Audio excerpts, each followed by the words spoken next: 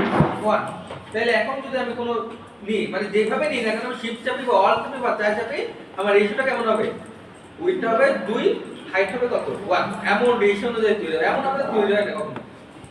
এমন লাগলে আমরা এমন ভাবে করতে পারি এখান থেকে যদি রেশিও দিয়ে দিই আমি 1:1 তাহলে সেক্ষেত্রে কেমন তৈরি হবে শুধুমাত্র স্কয়ার 1 দিলে সেক্ষেত্রে কেমন তৈরি হবে স্কয়ার এবং এখান থেকে যদি আমরা ফিক্স রেশিও না দিই এখান থেকে যদি ফিক্স রেশিও জায়গায় ফিক্স দিয়ে দিই এখানে দিয়ে দিলাম আমি 100 পিক্সেল এখানে কত দিয়ে দিলাম 100 পিক্সেল এখন যদি আমি কোনো কিছু তৈরি করি দেখেন আমার কিন্তু বড় স্ক্রল করতেই পারছি না দেখেন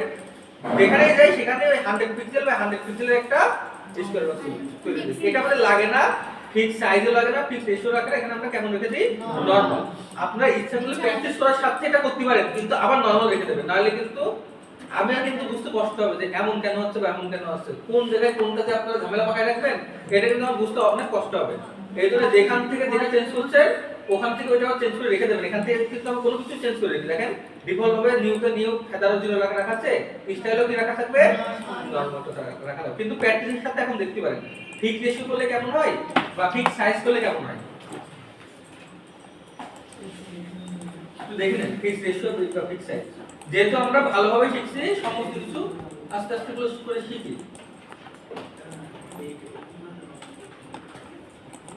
ফিক্স রেশিও